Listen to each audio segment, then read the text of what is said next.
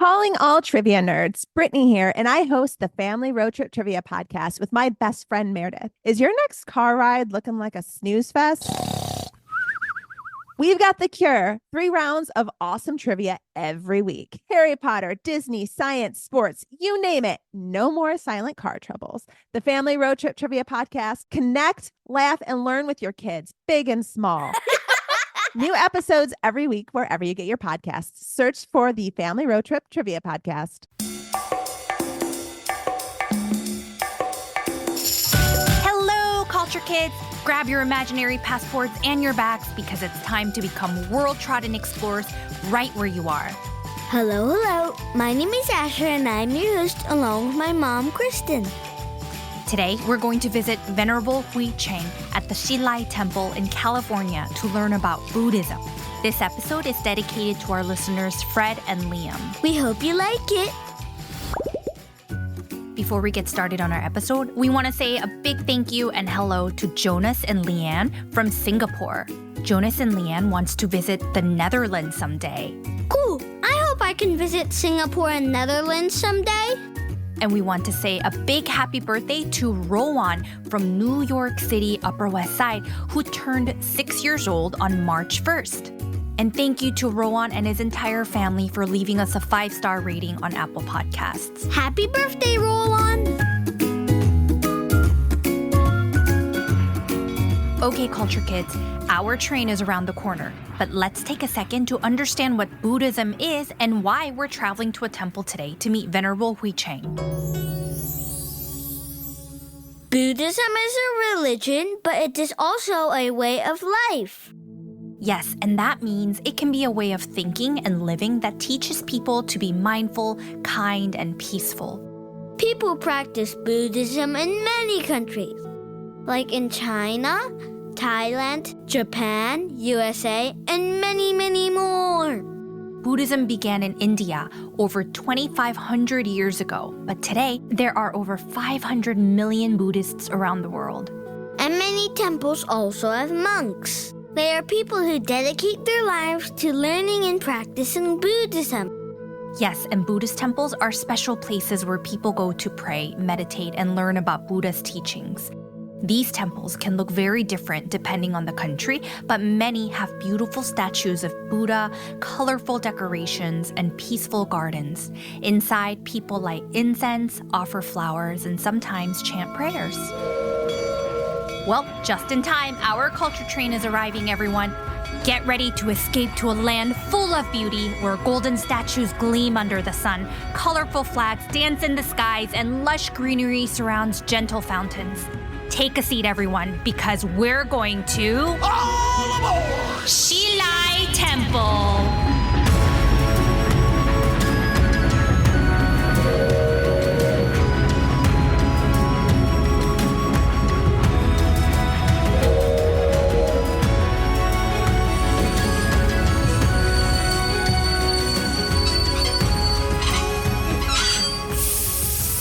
Welcome to the Hsi Lai Temple here in Los Angeles. We are standing outside a magnificent gate that opens to majestic views of the mountains with bright orange tile roofs shining under the sun. Lush green trees and peaceful gardens surround us with colorful flowers blooming along stone pathways. The scent of incense drifts through the air, and in the distance, you can hear the soft chime of gentle bells. This is a place of peace, wisdom, and beauty where every detail, from the curved rooftops to the lotus ponds, invites us to slow down and take it all in. Wow, this is really nice. It really is. And we haven't even entered the temple yet. Let's walk up the stairs and go inside.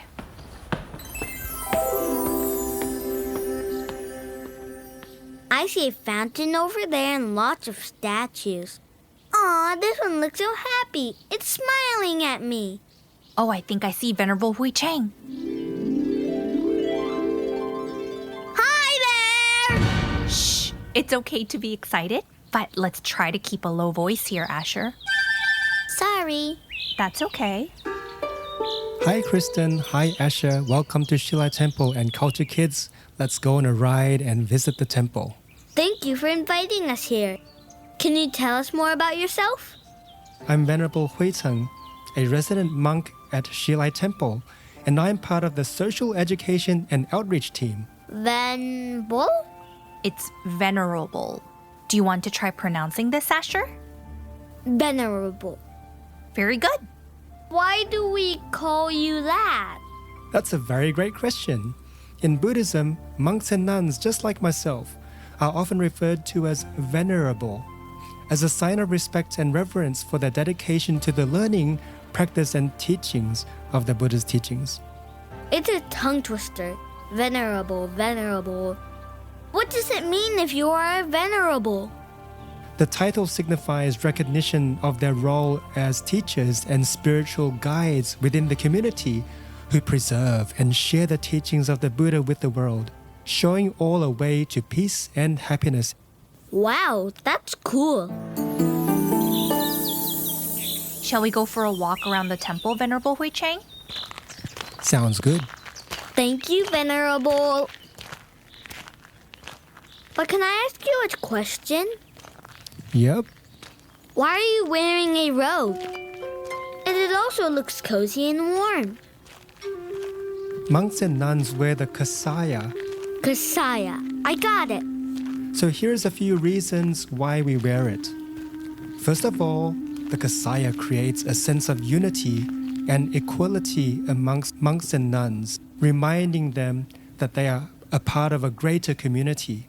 Like a uniform. I like it. Secondly, the kasaya symbolizes letting go of attachments to worldly things, helping them to focus on their spiritual practice. This simple way of living allows them to dedicate themselves wholeheartedly to walk the Buddhist path. Oh, so you don't think about toys or other things like candies and stuff. Kinda, yeah. Instead, monks focus on learning, helping others, finding peace, and more. Thirdly, the robes also allows others to recognize them as practitioners of Buddhism and as individuals who have chosen a life of service and compassion. So anyone wearing this robe is a monk or a nun. You got it. So on the kasaya, it has a special meaning that when a Buddhist monk or nun wears their robes, they are creating a place to grow good karma, like planting seeds in a field to grow healthy crops. My mom talked about karma before. It's like doing good things, right? So karma means that if we do good deeds, we have good results. If we do bad deeds, we will have not so good results. Could you provide us with an example? So let's say we say good things to our mommy. What's going to happen is mommy's going to be very, very happy and she will be very nice to you. So that is a very simple example of how karma happens. Yeah, I guess that makes sense. If we are nice to our friends, they'll be happier and they'll be nice to you too. That's right. So I guess karma can happen right now and it can happen in the future where good results and good rewards happen. So what it tells us is the more good karma we do, the more rewards we get. Many people around the world believe in karma, which is the idea that our actions can shape our lives. This belief has been passed down through generations for thousands of years, and similar beliefs can be found in many cultures, religions, and philosophies around the world. Ah, I hear peaceful bells. I see so many beautiful gold statues of the same person. Can you tell us about it? What is Buddhism and why is there so many statues here? Buddhism is a way of thinking and living that teaches us to be kind, generous, compassionate, mindful, and wise. That's nice.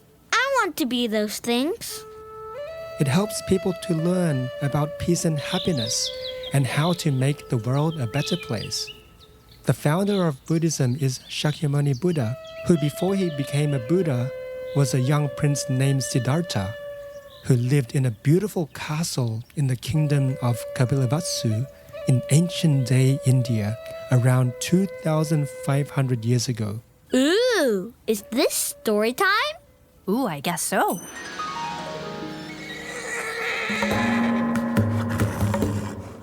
He could have everything he could ever want. Back in the days, if there were bicycles, if there was Lego, he could have all of that. Like having all of the Pokemon cards in the world. Exactly. But one day, he decided to go outside to see the world. He saw an old man with gray hair. He saw a sick person. He also saw a wise monk who looked very peaceful. These sights made Siddhartha very curious. He realized that everyone experiences suffering, and he wanted to understand why and how to stop it. Then what happened? So he decided to leave his royal life behind and go on a journey to find some answers. After years of searching and learning, Siddhartha sat under a tree and meditated deeply, just like this. And this is when he became awakened, becoming the Buddha, or the awakened one. He discovered important truths about life and how to find peace. And then he shared with everyone what he had learned. So from that day on, he helped others learn how to overcome suffering and find happiness, just the way he did.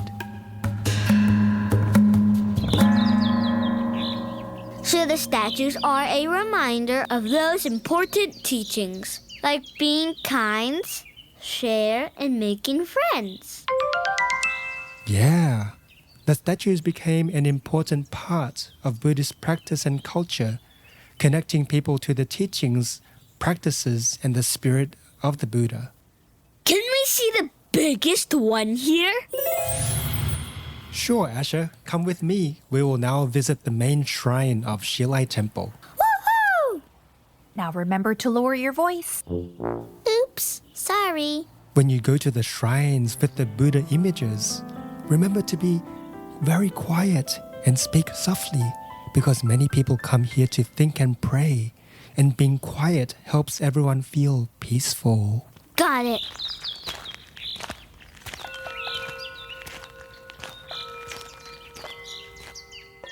Here we are. It is very quiet. Yeah, the beautiful Buddha statue is huge and super shiny. Like it's made of pure gold. Yes, it is very beautiful, and his hands are resting on the lap. His face is very calm and peaceful, as if he is happy to see everyone who walks inside. So if you look in front of you, you see people kneeling down, and they are praying and also contemplating. Whoa, they look so calm and peaceful. It's like they're sleeping, but they are not sleeping. So what it means is they look within and find the suffering that they have. When they do this, they will be inspired to find a solution to that suffering. Thank you so much for showing us the main temple. If it's okay, let's head back out so we can continue our walk. That was very cool. Thank you, Venerable. We got to church because our family practices Christianity. And it's really quiet when people pray there too. Great connection, Asher. A lot of places of worship, like churches, temples, mosques, are very quiet so that people can have time to reflect, pray, and feel peaceful as they practice their faith. Cool. I don't like to stay quiet, but I can try. Yes, when we're quiet, we can look inside ourselves and see very clearly. Is that why the temple is on the mountain? The mountains are huge, and it is so quiet. I can hear the birds chirp. I think people find peace where there is no cars, no factories, and just nature. And it's a place where people can really allow the mind to be quiet. Yeah, I don't see any buildings or cars here. I will remember the beautiful trees and the peaceful fountains next time. But importantly, when we practice Buddhism, it means that we're like that no matter where we find ourselves. And that is because we're able to meditate and find peace within. Thank you so much, Venerable Hui Cheng, for spending time with us today. Before we leave, Venerable, could you share with our listeners how they can find out more information about Buddhism and the wonderful programs offered here at Hsi Lai Temple? Sure.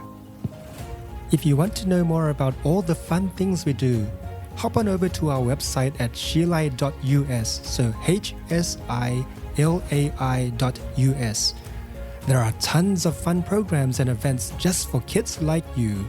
Join our Buddhist Light Youth Symphony Orchestra, where you can make music with friends, or shoot some hoops on our exciting youth basketball team for teenagers. Don't forget about our awesome Boys and Girl Scouts program, where you can go on adventures and learn new skills. So come join the fun and let's make great memories at Hsi Lai Temple. Thank you so much, Venerable Hui Cheng, and all of this information will be available under our show notes. We'll see you in a couple of weeks and I'll tell you more about our temple and our cultures. Bye, culture kids!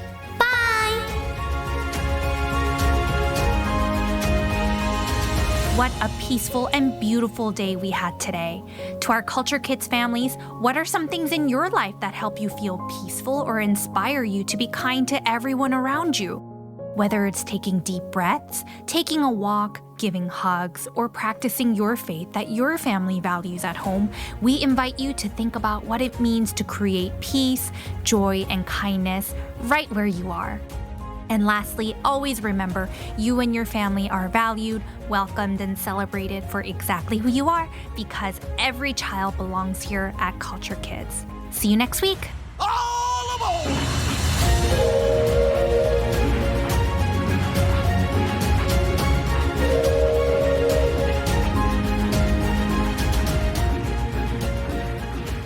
Joke time! We also have Asher's baby sister Arden joining us on the show too. Do you have a joke, Arden? Yes. What did the little tree say to the big tree? What? Leave me alone. Oh, I get it. Because, like, leave me alone. But, like, trees have leaves. I get it. Your turn, Mommy. Okay, I'll go. What did the tree wear to the pool party? Swimming trunks. Oh, I get it. Like, because trees have trunks, but, like, swimming trunks are like your pants, you know? Very good. All right, Asher, your turn. What kind of plant sneaks up on you? What? An ambush. Get it? When you ambush somebody, like you sneak up on you or something, but a bush? Clever. Thanks for joining us today. Please don't forget to hit subscribe as we have many exciting episodes coming up. We'll continue our journey exploring pastries from around the world, celebrate Ramadan in Cairo, Egypt, and celebrate Passover traditions with Rabbi Salila, so you don't want to miss these exciting episodes. Thank you for all that you do, and we'll see you next week. Bye-bye.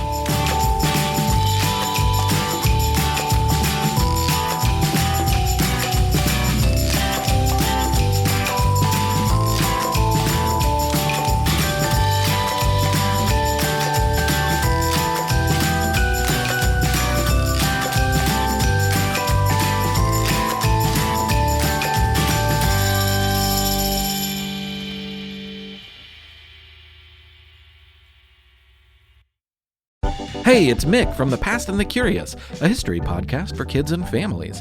I will be live on stage with a bunch of other great kids and family podcasts in Boston at WBUR's mega awesome super huge wicked fun podcast playdate in February. The Past and the Curious will be live on Sunday, February 16th at WBUR's City Space in Boston. For tickets, go to wbur.org/events. I hope to see you there, and tune in to The Past and the Curious.